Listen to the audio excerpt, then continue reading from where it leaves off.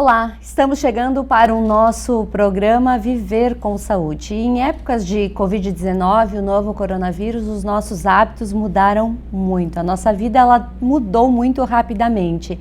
E também a nossa saúde, ela precisou de alguns cuidados extras que até então a gente não dava tanta atenção. Mas a partir de agora é fundamental estar com a saúde em dia e também o nosso ouvido, nariz e garganta, pois nessa época do ano as viroses tendem a aparecer. E para falar um pouquinho sobre este assunto, eu recebo aqui no estúdio da TV Erechim a doutora Luíse Pezin, que é otorrinolaringologista, e a gente vai conversar desses sentidos tão importantes que é ouvir, respirar, o olfato, todo esse conjunto aí que faz parte dos cuidados que a gente deve ter para evitar uma pandemia também, né? Bem-vinda. Obrigada, Sandra. É um prazer estar aqui conversando contigo. Então, nessa época do ano, com a chegada do outono e inverno, a umidade do ar costuma cair, a temperatura também cai e a gente tem muita diferença de temperatura, que é a grande vilã dessa época do ano, tanto para as doenças respiratórias quanto para o aparecimento das infecções também respiratórias. Então nós temos que ter bastante cuidado, redobrar os cuidados, né, de trocas de temperatura, principalmente nos ambientes de casa, evitar superaquecer um ambiente e depois acabar indo para um local mais frio e da mesma maneira quando for para a rua, nesses dias que a temperatura muda bruscamente, está sempre bem abrigado, principalmente nessa região do pescoço, do tórax, aqui está bem no peito, com um abrigo bem protegido para a gente evitar o surgimento de mais sintomas, ainda mais nesse momento de pandemia, em que as coisas podem se confundir, todos os sintomas podem se confundir com a questão do coronavírus, mesmo as infecções que a gente já tinha nos outros anos, né? É verdade.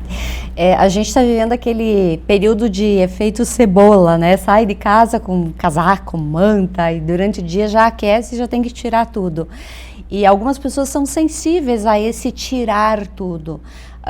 E acabam às vezes tomando sorvete ou tomando um chimarrão muito quente. E isso tudo afeta a nossa garganta de uma certa forma. Como é que a gente pode manter, de repente, esses hábitos que a gente gosta de tomar um sorvete, de um chimarrão mais quente, sem prejudicar a nossa garganta? Então, Sandra, é exatamente isso. O vilão não é nem sempre o gelado, nem o muito quente. O problema é a gente estar mudando bruscamente a temperatura. Os nossos órgãos, eles funcionam numa temperatura padrão. Então, no momento que a gente tem um choque de temperatura, é que as células do nosso corpo, todo o funcionamento interno pode se prejudicar.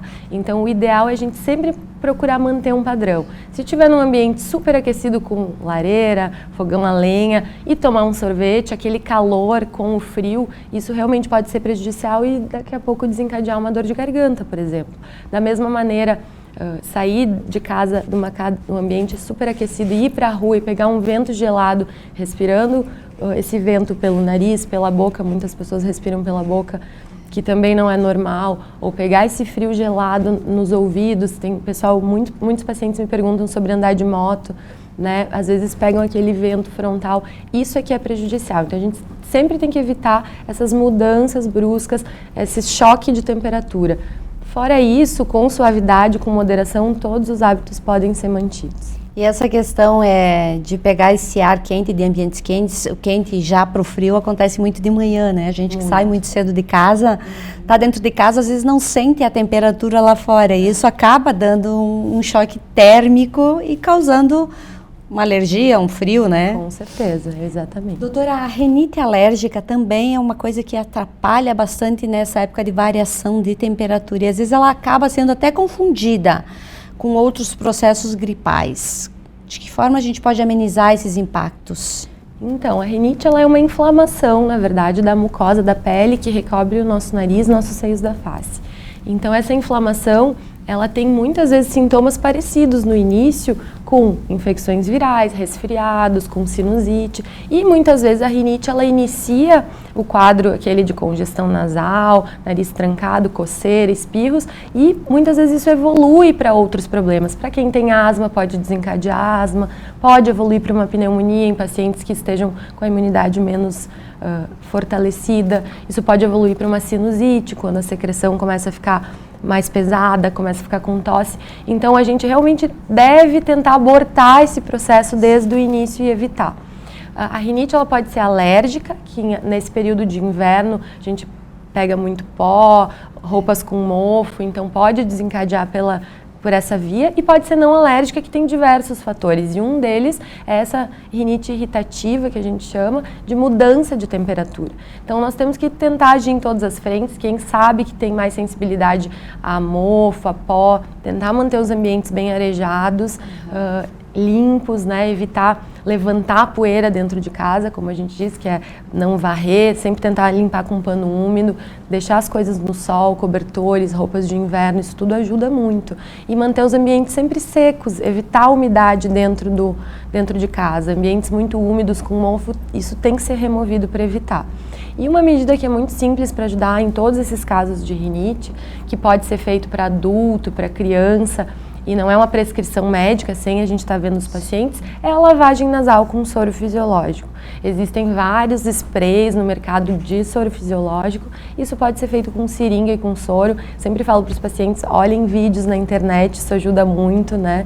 Com as crianças também a maneira de fazer, e claro, a gente está disponível para tirar dúvidas para quem precisar, mas a lavagem do nariz ela pode ser feita por todas as idades, não tem contraindicação, e ela ajuda a circular com esse muco, com o excesso de secreção que é produzido, e evitar que isso se acumule, levando a outras infecções respiratórias, ou que acumule germes ali nessa secreção que não está circulando bem. A lavagem consegue remover e auxiliar muito nesse combate inicial. Claro que se persistir os sintomas, todo mundo tem que conversar com o seu médico, né? Com certeza. A sua subespecialização é em cirurgia plástica facial, com foco em rinoplastia. Os pacientes que desejam fazer esse procedimento de cirurgia plástica no nariz, é preciso se preocupar com a respiração? Sim, eu realmente fiz uma formação nessa área de rinoplastia, de plástica do nariz, é uma paixão muito grande, e isso é uma coisa que está muito em voga nesse momento, muito falado, que é nunca dissociar, nunca separar forma e função. O nosso nariz, ele é um órgão diferente de outras partes do corpo, que ele tem uma importância muito grande na função, na qualidade de vida. E eu sempre costumo falar para os pacientes que o normal é a gente respirar sem perceber. Assim como a nossa digestão, a gente está todo momento fazendo a digestão, não está percebendo. E a respiração, é isso que é o normal, ela é ser leve e natural. No momento que existe qualquer distúrbio, perturbação da respiração e que está causando dificuldade ao paciente, isso tem que ser visto. E muitas vezes os pacientes chegam com a intenção de fazer uma plástica no nariz, mudar o formato do perfil, mudar o tamanho, e em vários casos a gente tem associado essas queixas de dentro do nariz. Então sempre tem que ter essa avaliação interna do nariz, até porque muitos pacientes desejam mudar a forma e com isso mudar o tamanho, reduzir o tamanho. Então mesmo aqueles pacientes que não têm problemas para respiração, a gente tem que estar muito atento na hora de fazer a plástica, para que com as mudanças do tamanho do nariz, a respiração não passe a ser um problema que ele não tinha. Então a gente precisa estar atento para que a forma seja bonita, agradável aos olhos, que o paciente fique satisfeito com a estética do nariz, mas que de maneira nenhuma a respiração fique para trás. Então em pacientes que já têm esse problema de respirar mal e querem fazer a plástica, isso pode ser avaliado e ser feito muitas vezes no mesmo momento. Se a questão for uma dificuldade de respiração por desvio de septo, por aumento dos cornetos nasais, isso pode ser corrigido na mesma cirurgia da plástica da rinoplastia. E daí se faz uma rinoceptoplastia. E em pacientes que têm intenção apenas estética, também é importante estar prestando atenção se o nariz está funcionando direitinho, para que a gente não tenha essa dificuldade, não crie esse problema, depois de um nariz bonito, ideal, como o paciente deseja, tá com a respiração não tão boa, e isso vai causar certamente um problema muito chato de qualidade de vida no dia a dia. Pois é, doutora, tem pacientes que a vida inteira nunca respiraram direito. E às vezes quando vão procurar para fazer uma cirurgia dessas, descobrem que a respiração não está correta, aí começam a perceber que não está correta. A cirurgia de adenoide, que é bem comum em crianças, né? Pode ser feita em adulto? Sim, não é tão comum a adenoide persistir no adulto. O mais comum é que a adenoide já tenha sido reabsorvida na fase adulta. Ela é um órgão que é um órgão linfático, então ele tem uma função de proteção no início da infância, e depois essa função se se desfaz e a própria adenoide vai sendo reabsorvida pelo corpo. Em alguns casos de adultos, ela fica grande e nesses casos ela pode atrapalhar muito a respiração. Em crianças também, quando ela é grande excessivamente, ela deve ser avaliada para remoção cirúrgica, para aliviar a respiração, para aliviar o sono dessas crianças, e do adulto da mesma maneira. Ela pode causar uma obstrução nasal bem grande e essa função imunológica dela, quando ela está muito aumentada, ela não tem tanto poder. Então, ela está muitas vezes doente, é um tecido grande que não está funcionando. E aí, nesses casos, a gente tem que avaliar para remover e liberar a respiração do paciente. E aqueles pacientes assim que em algum momento da vida acabaram sofrendo um acidente, machucaram o nariz, tanto que precisava de uma cirurgia, de repente mexer ali e não fizeram por diversos fatores. Depois de anos decidem mexer no nariz, isso vai ficar normal? Vai causar algum trauma ali? Como é que fica para mexer no nariz que já foi machucado? É muito comum essa situação de trauma. Muitas pessoas, quando às vezes elas chegam no consultório e a gente avalia o nariz, a gente vê que tem sinais de trauma, de alguma fratura prévia que não foi mexida na época, muitas vezes porque era muito criança, não foi diagnosticada. Então existe sim maneira de corrigir, mesmo depois de muitos anos. Vai depender muito da fratura, da posição que está o nariz, mas sempre, eu falo sempre para os pacientes que sempre a gente pode melhorar, né? A gente vai sempre tentar buscar uma melhora. Nem sempre a gente vai conseguir chegar a 100%, vai depender muito da situação que se apresenta. Mas uma situação de trauma prévio, a gente pode alinhar o nariz novamente, melhorar a parte da função respiratória, mesmo que tenham passado muitos anos. Fiz a minha cirurgia no meu nariz, mudei meu nariz, não gostei do resultado. Isso pode acontecer, de ter que mexer de novo ali? Sim, não é uma situação comum, mas é uma situação que pode acontecer, até porque num procedimento cirúrgico existem vários fatores que vão contribuir para o resultado final, não é só aquele momento da cirurgia, né? Uma boa avaliação, uma boa escolha do profissional é muito importante, mas existem fatores de cicatrização, possíveis infecções que podem acontecer no pós-operatório, sangramento, são coisas raras, não são coisas comuns, mas a gente toma todos os cuidados para evitar, mas eventualmente podem acontecer fatores assim e pode acontecer também de o paciente não gostar. Então a gente sempre conversa sobre isso nas consultas, sobre uma possibilidade de reintervenção, de um retoque que pode ser necessária, né? E também sobre o paciente buscar uma coisa na cabeça dele que é possível acontecer, né? Nunca idealizar, não vir com aquela ideia de uma pessoa famosa, eu gostaria exatamente assim, porque a gente tem, cada rosto é muito particular, o tamanho do nosso rosto, as medidas do nosso rosto, o distanciamento dos olhos, tamanho do queixo, tudo isso influencia na nossa estética, na nossa harmonia da face. Então a gente não pode idealizar muitas vezes coisas que nem vão combinar, nem vão ficar bonitas na gente, mas sempre é possível conversar e muitas vezes atingir num segundo procedimento aquilo que o paciente gostaria. É um procedimento muito solicitado por mulheres, mas também por homens? Também por homens, cada vez mais por homens, muitas mulheres vaidosas, mas os homens também. Muitas vezes não é nem uma vaidade exacerbada, é uma coisa que incomoda há muitos anos os pacientes, um perfil, o tamanho do nariz. Muitas vezes os pacientes vêm procurando por respiração ruim e aí aproveitam para ajeitar alguma coisa que incomoda dentro, a parte externa do nariz. Com certeza. Muito bem, estamos apresentando o nosso programa Viver com Saúde. A gente vai para um breve intervalo comercial e já retorna. Durante os últimos meses, a Unimed tem desafiado você a mudar um hábito e encontrar a sua melhor versão. O novo coronavírus apareceu e vamos precisar do esforço de todo mundo. Por isso, a gente tem um novo desafio até tudo voltar ao normal.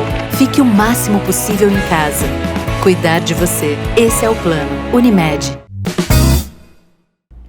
Voltamos com o nosso programa Viver com Saúde. Hoje nós estamos conversando com a doutora Luíse Pezin, que é médica otorrinolaringologista, médica cooperada da Unimed Erechim.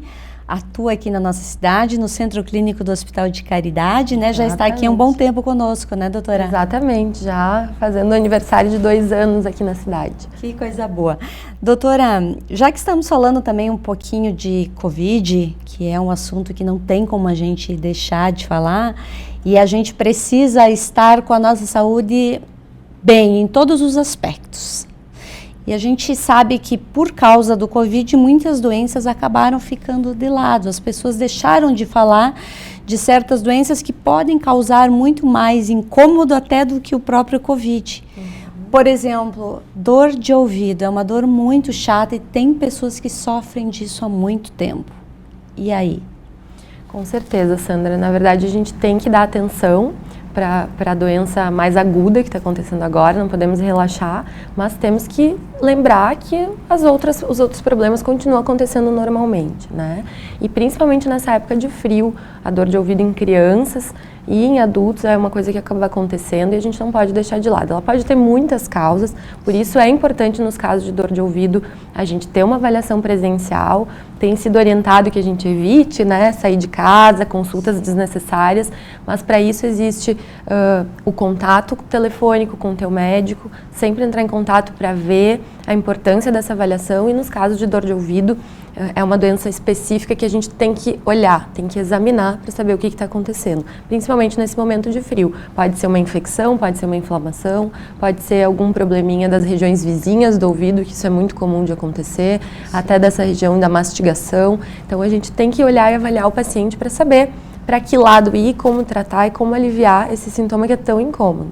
Por que estrala, a gente sente aquele estralinho?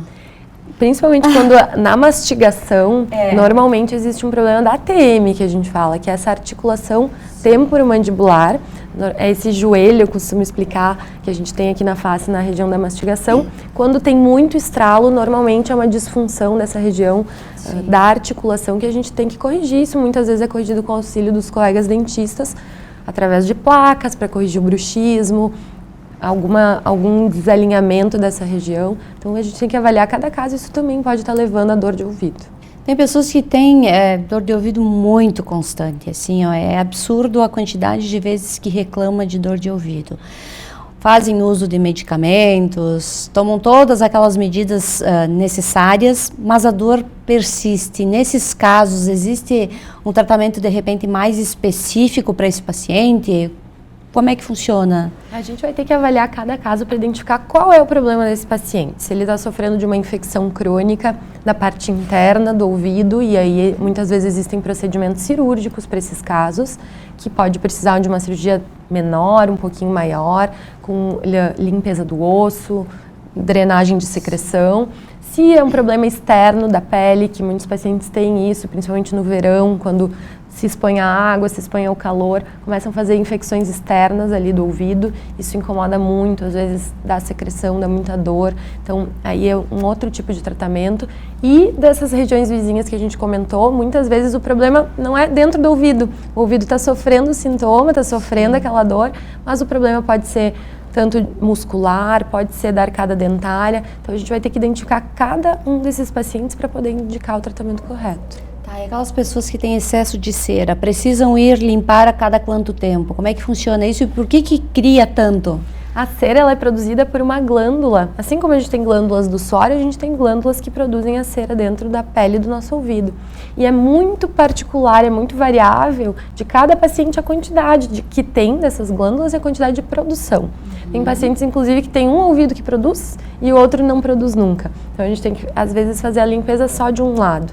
Isso é imprevisível, depende muito de cada paciente. A gente observa que os pacientes que usam aqueles tampões para trabalhar, eles acabam produzindo mais porque o ouvido encara aquilo como um corpo estranho e tenta produzir a cera, que é uma proteção do nosso ouvido, para expulsar aquilo.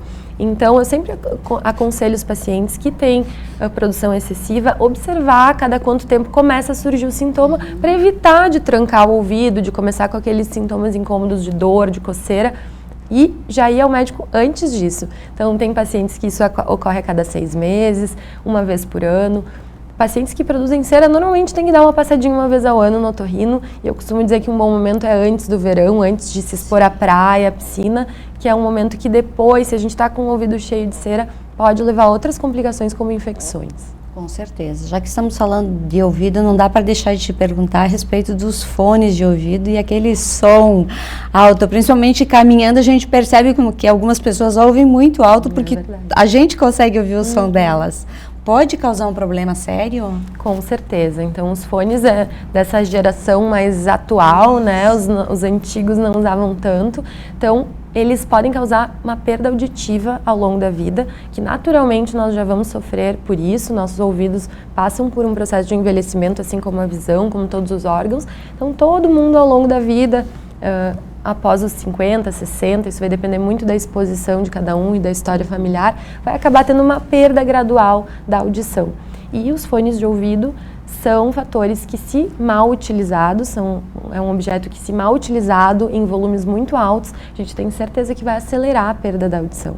Então é muito importante, principalmente para as crianças, para os adolescentes, tentar controlar, tentar conscientizar de que o uso pode ser feito, mas tem que ser com um tempo limitado, não usar em excesso de horas ao dia e principalmente a questão do volume. A gente não pode sobrecarregar com volumes muito altos, ainda mais porque a gente está com a fonte sonora muito próxima do nosso ouvido. Doutora, alguns pacientes que tiveram Covid relatam que perceberam alteração no olfato. Qual é a relação? É verdade, Sandra. Então, o coronavírus foi um dos sintomas que foi descoberto ao longo dessa pandemia, foi a diminuição súbita do olfato. Então, as pessoas começaram a relatar que estavam sentindo menos cheiro de forma súbita, muitas vezes, e muitas vezes como quase o único sintoma, ou o sintoma inicial. Então, é preciso ficar atento a essas reduções do olfato de forma súbita, ou mesmo que seja o primeiro sintoma, e sempre conversar com o teu médico para a gente saber se isso pode ser um indício de coronavírus, se houverem outros sintomas, conforme for a evolução do paciente, e também qualquer diminuição do olfato que for persistente, isso tem que ser avaliado por um otorrino, porque pode ser o sintoma de outras doenças. Claro que pode acontecer numa infecção aguda, numa sinusite, mas a gente tem que avaliar se isso ficar de forma persistente. A gente sabe que ainda é tudo muito novo e algumas respostas ainda a gente não tem. Será que persiste isso? Vai ficar para sempre ou é um período só que ela vai ter essa sensibilidade? É uma grande pergunta, a gente não sabe a duração dessa infecção, dessa epidemia toda, mas a expectativa, assim como em muitos países já está acontecendo, países que iniciaram antes que nós, é que isso vá diminuindo gradualmente e a gente espera que seja uma infecção que passe de forma leve pela nossa cidade, pelo nosso país. Sim. E é por isso que as medidas de higiene, de proteção, de isolamento estão sendo tomadas, a gente não tem como conter todo o vírus, né? Não tem como bloquear as pessoas todas nas suas casas, a vida tem que seguir, mas a gente tem que seguir com todos os cuidados para que a infecção passe de forma suave, de preferência sem casos graves, sem hospitalizações, sem sobrecarga no nosso sistema de saúde, para que a gente passe por isso. Enquanto isso, a medicina está evoluindo, as pesquisas, as vacinas, os medicamentos, e vamos torcer, vamos ser otimistas. Acho que as coisas estão bem avançadas já, para que a gente tenha alguma cura e alguma forma de prevenir mais efetiva em pouco tempo. Na última semana, o nosso prefeito decretou que os estabelecimentos comerciais devem usar máscaras para atendimento. Porém, aí vem aquela grande dúvida, será que as pessoas estão manuseando essa máscara com o cuidado necessário? Doutora, será que a gente pode mostrar para as pessoas, ensinar as pessoas a usar essa máscara correta? Como é que vamos conservar ela para evitar o vírus quando a gente tira para comer, para beber água e assim por diante? Podemos mostrar? Com certeza. Nós temos que lembrar de usar máscara a todo momento que a gente estiver em locais públicos. Saindo da nossa casa, agora a recomendação é que todos utilizem, não só os grupos de risco, não só o profissional da saúde, mas todo mundo que estiver circulando, supermercado, farmácia, transporte público, todos os locais, crianças, adultos, eu tenho visto as crianças também utilizando, mas é muito importante que a gente saiba como usar da forma correta. Então, em primeiro lugar, a máscara ela é individual, todo mundo deve ter a sua e mais de uma, porque ela necessita ser lavada, ser higienizada e trocada após algumas horas. Então, como é que a gente vai utilizar a máscara? A nossa aqui, ela está no saquinho, bem limpinha. Então, a gente tem que lembrar de colocar a máscara sempre cobrindo o nariz e a boca. Não dá para utilizar ela aqui embaixo, pendurada nas orelhas. E a nossa tendência, porque ninguém está acostumado a usar, né? E nem só cobrindo a boca. Então, a maneira correta é que a gente coloque ela assim e ajuste. Então, A máscara deve ficar assim, ajustada no nariz e na boca. E na hora de tirar, a gente vai tirar sempre pelos elásticos. Por quê? Porque essa parte de fora, ela teve em contato com o ambiente externo. Então, se a gente se aproximou demais de uma pessoa, não conseguiu manter aquele distanciamento, e como a máscara ela é um bloqueio, todas as nossas partículas de saliva, elas estão na parte interna, então elas não devem ser tocadas e tocadas em outros locais, e na parte externa estão as contaminações do ambiente que a gente teve. Então, no momento que a gente tira pelos elásticos, não precisa tocar na parte interna nem externa, e coloca já imediatamente dentro do saquinho e leva para casa. Dessa maneira, chegando em casa, a gente vai fazer a higienização.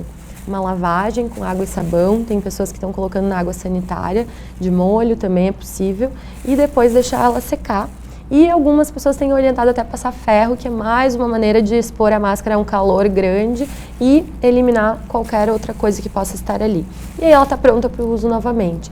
Por que é importante ter mais de uma? Porque pessoas que trabalham, por exemplo, num supermercado, fazem turnos de muitas horas, vão ter que realizar a troca dessa máscara após cerca de 2 horas, porque ela vai ficando úmida e vai perdendo essa barreira de proteção. Sim. As máscaras, elas podem ser de tecidos, né, de algodão duplo, e elas vão ter uma barreira de proteção eficaz, mas não por longos períodos. Então a gente precisa ter mais de uma e circular com elas sempre assim dentro do saquinho, para que no momento da troca a gente coloque aqui e já não toque mais, então a nossa mão está limpa e a máscara está ali isolada.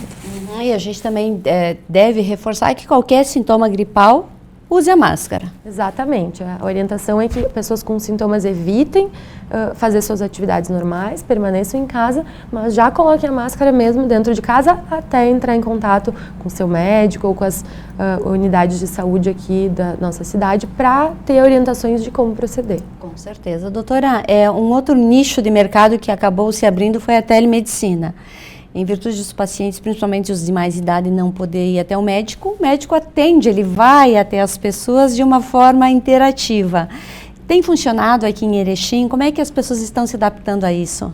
Então, a telemedicina ela não era autorizada de uma maneira oficial por nenhum órgão, né, médico, mas agora a teleorientação, essa teleinterconsulta da gente poder conversar com as pessoas, ela está autorizada, né? Pelo menos nesse momento, enquanto durar toda essa pandemia. Então é muito interessante, os pacientes têm procurado bastante os nossos canais de atendimento pela internet, pelo telefone, para saber se é um momento de consultar. Muitas vezes a gente faz uma triagem por telefone para saber o que esse paciente está sentindo, se é essencial a gente enxergar, fazer um exame físico ou se dá para fazer algum tipo de orientação para que procure diretamente o hospital em caso de sintomas mais graves. Então tem funcionado bastante, acho que é uma tendência. Na verdade, as pessoas sentem muita falta disso, já procuram bastante pelo WhatsApp, pelo telefone, e nesse momento é uma coisa que vai nos ajudar bastante, pelo menos nesse nível, de triar as pessoas e orientar. Esse caso pode aguardar, fica mais um pouquinho em casa, toma tais cuidados, vai diretamente ao hospital ou precisa ir ao consultório com todos os cuidados de higiene. Então é bem importante que a gente mantenha esse canal de comunicação. Isso aí. Doutora, obrigada por ter vindo aqui à TV Erechim para a gente conversar um pouquinho sobre esse órgão muito importante, esses órgãos ouvido, nariz, garganta, que faz parte do nosso dia a dia, do nosso falar, sentir, respirar. E que todo mundo esteja bem com todos esses sentidos. Obrigada. Eu que agradeço, Sandra, foi um prazer. Obrigada. E a todos vocês que nos acompanham, uma boa noite, um bom dia e uma boa tarde.